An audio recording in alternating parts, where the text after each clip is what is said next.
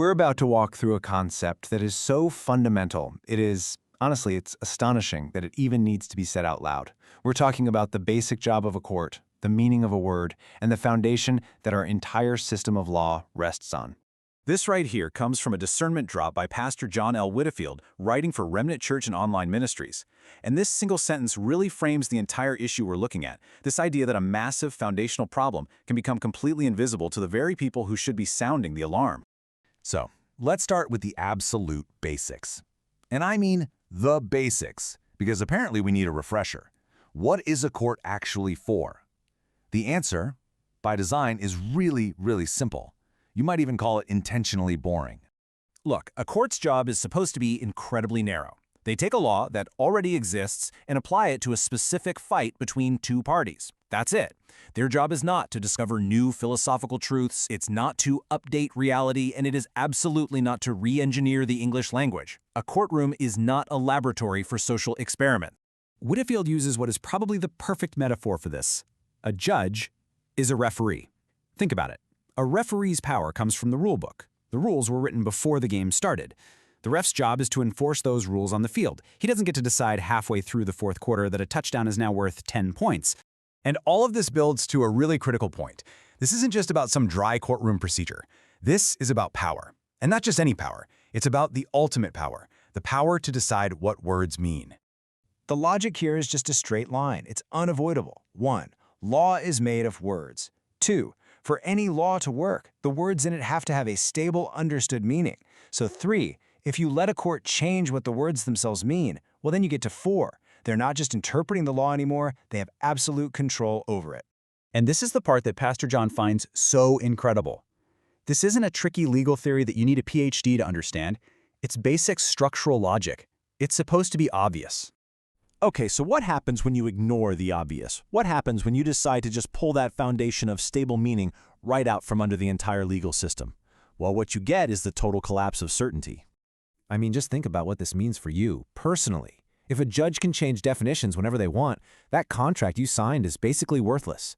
It just means whatever they decide it means later. Your rights? They're not protections anymore, they're just temporary permissions that are good for today. Something that was legal yesterday could be redefined as a crime tomorrow. Nothing is stable. This is the difference between two totally separate systems.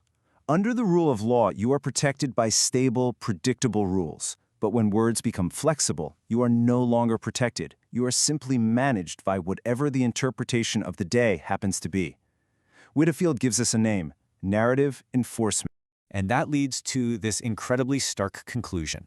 A system where the meaning of the rules can be changed after you've already acted, that is not justice. It's a trap, and it's just disguised to look like a legal procedure. You really have to understand how this sort of thing begins. The seizure of total power almost never starts with a violent revolution. It starts quietly. It starts with the corruption of language.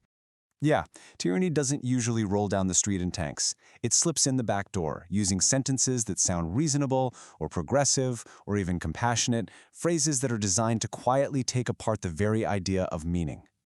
First, you'll hear this one. The definition has evolved. It sounds so harmless, right? Like a natural, organic process. But what it really means is that the fixed point you were standing on was just moved by someone else, and you're not supposed to notice. Then comes the next step. Suddenly, the stable ground you thought you were on is reframed as your personal problem. You're not relying on a fixed meaning, you're just outdated. Your refusal to accept the new, floating definition becomes a moral failure on your part. And then you get the final move, the checkmate. This is the ultimate power. The ability to not just redefine a word, but to erase an entire category of reality just by saying so. To simply declare that a thing we can all see no longer exists in an official capacity. The end result of all this is incredibly simple. When reality itself needs a stamp of approval from an official, your freedom is no longer a right, it's a permission slip, and it can be revoked at any time. Let's be perfectly clear here. Insisting that words have fixed meanings and that courts don't have the power to redefine reality is not some radical, extreme position. It is the exact opposite. It is basic, boring, essential maintenance for a functioning civilization. And that brings us right back to the central, baffling question from Widdifield's Discernment Drop. How did we get to this point? Why does this fundamental principle of logic and law have to be explained slowly and repeatedly to educated adults as if it's some controversial new idea? We're supposed to know these things. We insist on these limits for ancient, time-tested reasons. We know that human beings are fallible. We know that authority corrupts. And that is precisely why the power to define meaning itself must never, ever be handed over to a centralized authority. It really does all come back to that simple metaphor.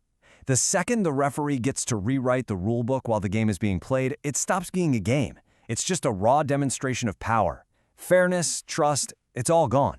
The game is over. The logic is just an inescapable chain. If courts control the words, they control the laws. If they control the laws, they control the outcomes.